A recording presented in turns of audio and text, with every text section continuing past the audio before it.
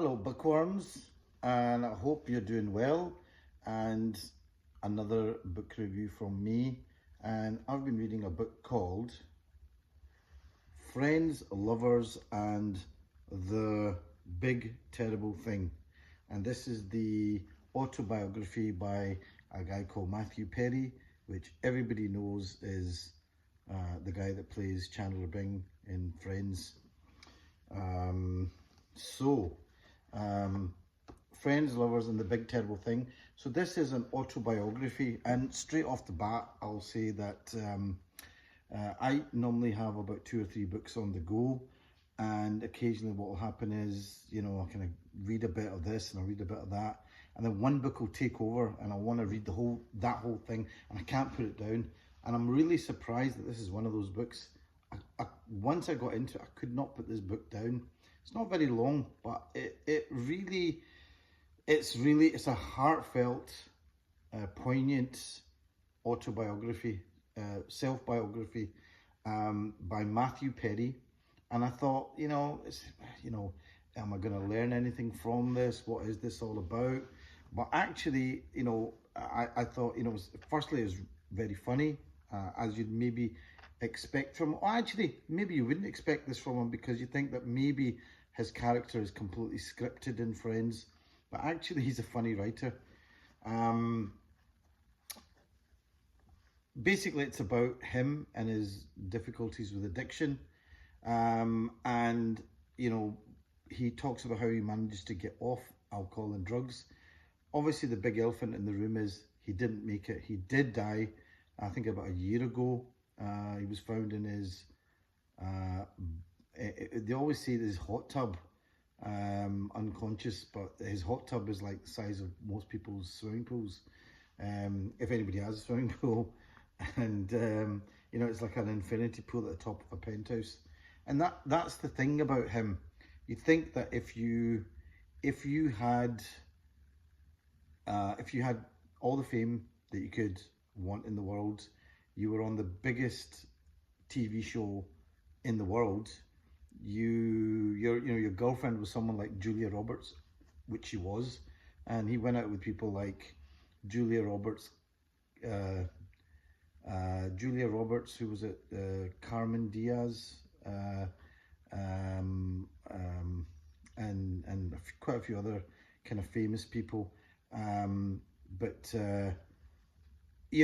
and he was earning literally $1 million a week, which surprised me when I read that. I thought it was something like maybe he's earning, $1 million a year or a month, even maybe. But he was earning $1 million a week. You'd think if you had all that, that was it. It would all be, everything would be sorted. And of course it isn't. That wasn't it. And he realizes that that isn't it. And to fill that black hole, he needed to drink. And that's what he did from a kind of early age.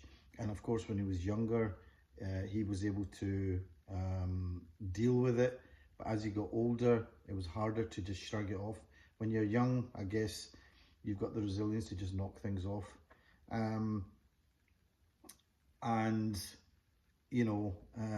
It details how he had to deal with relationships, how he dealt with going into rehab. And actually, bits of it are horrific, and you think, really? But it is, and you kind of get why things were as bad. There's a couple of lines in this that I think were the killer lines. So he'd written a bit here. About 3 weeks before my audition for Friends, I was alone in my apartment on Sunset in Doheny, 10th floor. It was very small, but it had a great view, of course. And I was reading in the newspaper about Charlie Sheen. It said that Sheen was yet again in trouble for something. But I remember thinking, why does he care? He's famous. Out of nowhere, I found myself getting to my knees, closing my eyes tightly and praying. I'd never done this before. God, you can do whatever you want to me. Just please make me famous. 3 weeks later, I got cast in Friends, and God has certainly kept his side of the bargain. But the Almighty, being the Almighty, had not forgotten the first part of that prayer as well. Now, all these years later, I'm certain that I got famous so I would not waste my entire life trying to get famous. You have to get famous to know that it's not the answer. And nobody who is not famous will ever truly believe that. And for me, that was like the killer line that, you know, you think, nah, I don't believe it. He's got all that going. What's going on with him? And I guess if somebody was to say, you know, he had a trauma, the basic trauma was that his parents separated when he was younger, and he got sent back from Canada to Los Angeles to live with his dad. And he just always felt that he was never good enough, never abandoned. I mean, that thing about never being good enough, I guess so many of us have that. And how you deal with it is something. By the end of the book, the sad thing is that you get a sense that he has realised that he is enough, he is good enough, and he has actually kicked alcohol and drugs. You know, he's got some people, you know, he's got lots, he's comes across as a really personable guy, he's a really likeable guy, he's actually still got loads of friends. He never got married and never had kids, and that was a big source of upset for him. That was a big sort of hole in his life, which is a shame, because he sounds like somebody who would have really benefited from that kind of person coming along. The sad thing is that lots of people did come along who would have been great for him, but he wasn't ready to accept it. What can I say about the book? Really good read. It is funny at times, but it is pretty harrowing. And he does, as much as you can tell things warts and all. Like I said, the big elephant in the room is that he did die, and some of the people that he mentions in this book who were his close friends, some of them may be getting some of them may be getting charged for supplying him with drugs or doing that. But when you read this, you kind of realise that it's probably, he lived in a world where no one's going to say no to you, including doctors, a lot of them on the payroll. What can I say? It's a book about addiction, and if any of you are interested in the subject of addiction, I think this is a good book to read, because it is like, he says something interesting. He says the first drink you have, the second drink is a drink that is for the drink, and then the third one, the drink has you. So from his point of view, it's something that he couldn't, if he took a drink, that was it. The first drink, fine. After that, it takes over. I mean, there's some great lines in it. It says, like, addiction is like the Joker, just wants to watch the world burn. But yeah, what can I say? Great book. I really enjoyed it, and I'm genuinely sad that he didn't make it, at least to some of the goals that he wanted to.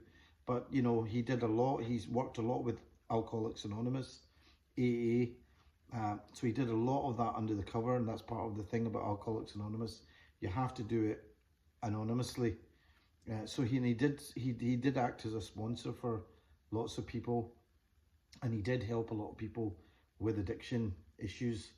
But I mean, reading about his lifestyle, it's like, you know, he had the kind of money where he could just fly off to Switzerland in a private jet, spend a few hours there and fly back. You know, he's that kind of crazy money. But yeah, it's if you have problems and you've got issues going on, and let's face it, everybody's got problems, it's kind of good to read this once in a while to know that what you think is going to fix it, as in fame, money, fame, money, and maybe lots of gratuitous sex, is not going to sort it out for you. That's not going to be the thing that will sort that for you. So I mean, it's a shame, but it's a good book. Friends, Lovers, and the Big Terrible Thing. Hope you enjoyed that. It's a quick one. It's like I said, I have a few books on the go, and I found myself coming back to this and then eventually I couldn't put it down. So it was actually a pretty good read. Okay, hope you enjoyed that. Speak to you all soon. Bye.